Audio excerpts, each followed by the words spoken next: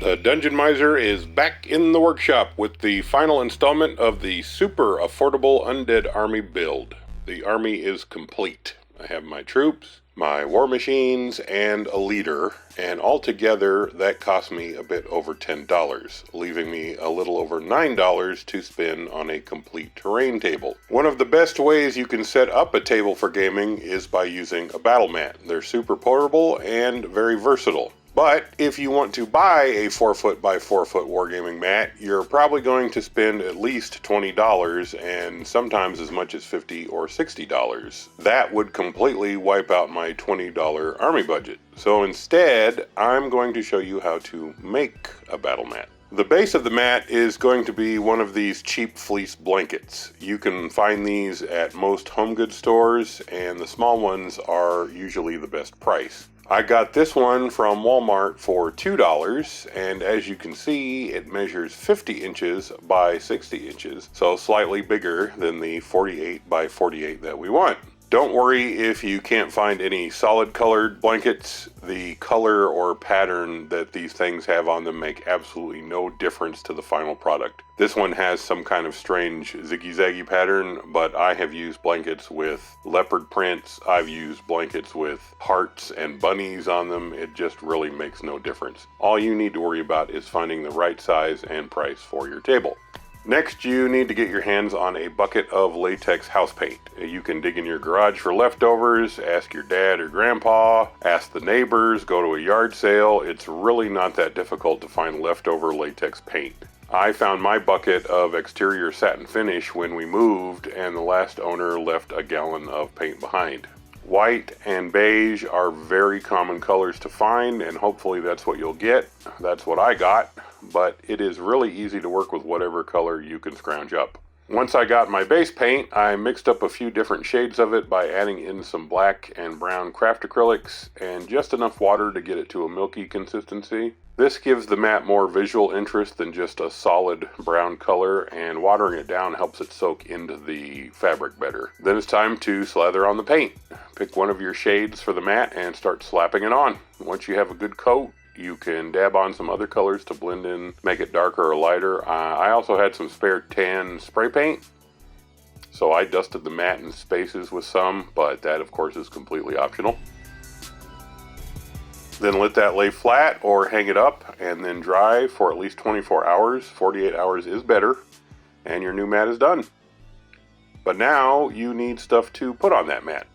So there are plentiful great videos on YouTube about cheap terrain building using trash and cardboard, so there's really no need for me to rehash that here. Definitely you should watch a wide variety of those videos and build what you like. However, I will show you a cheap way to make terrain I haven't really seen on YouTube before. For this technique, I'm going to use plaster of Paris. I bought a big tub of it at the hardware store because it's cheaper to buy plaster than it is at the art shops. I got 4 pounds for $4, which is perfect. You can buy it in huge sacks of plaster and do tons of terrain with it, but the tub is good to keep it in our $20 budget and will give me more than enough to work with for this project. So what you do is take a sheet of aluminum foil, and I crumpled it into a bowl shape or a wall shape or a mound shape, and I used a bowl to support it. When it's the shape I want, I mix an ordinary batch of plaster and just dump it in the foil shape to set up. When that's set up, I can peel the foil away, and there is your stone. What's great is I can also reuse that foil as much as I want for more rocks and more walls, more craters, whatever I need. And the mound itself gets glued to a base of scrap foam core. You of course can use cardboard or whatever you have for your base. If you have wood, use that, whatever you have.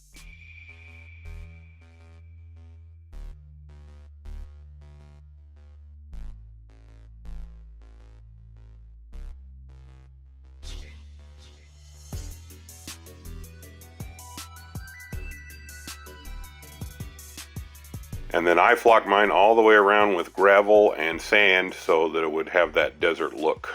And then some good old Mod Podge to seal in the freshness, then prime it and paint it.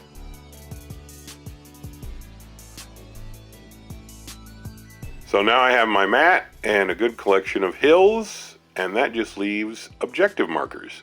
This is another wargaming item that is expensive to buy, but we can do ours for practically nothing by using just trash. I'm going to make 5 objective markers, so I start with 5 bottle caps for the bases. These are Gatorade bottle caps, but any bottle caps you have will work nicely, and these are going to be numbered 1 through 5, so I doodled some Roman numerals on some foam core offcuts and then glued some random trash onto the caps.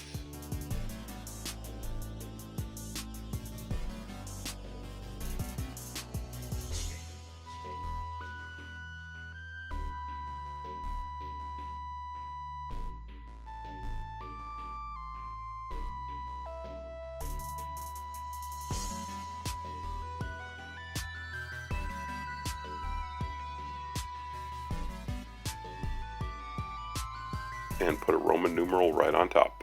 Mod Podge prime and paint. And now I have 5 objective markers for the table. So now, what you have been waiting for, let's take a look at the finished terrain and then figure out how much I spent.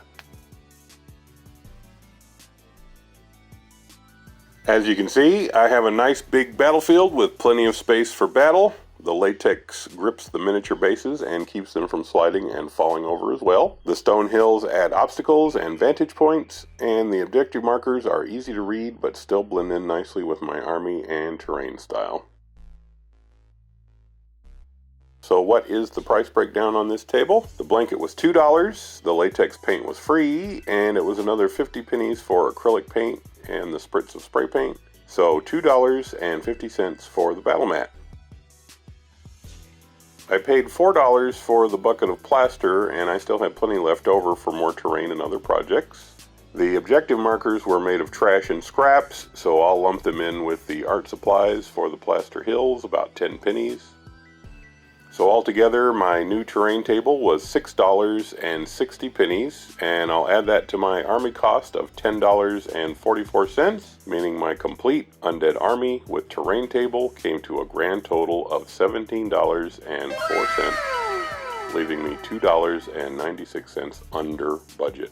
So there you have it. Despite what a certain British corporation would have you believe, wargaming does not need to be costly at all. For the cost of 1 commercial miniature, you can have a complete army and terrain table to play on. If your friend does the same, you can have years of fun for the price of a dinner and a movie. I plan on doing some more cheap fantasy and sci-fi armies for you in future episodes, so remember to like, comment, and subscribe to see all the cheap miniature creations you can make for yourself. And if you want to see more of my creations, I would appreciate a cup of coffee. There's a link below. Thank you so much for your support, and never forget that fun shouldn't cost a fortune.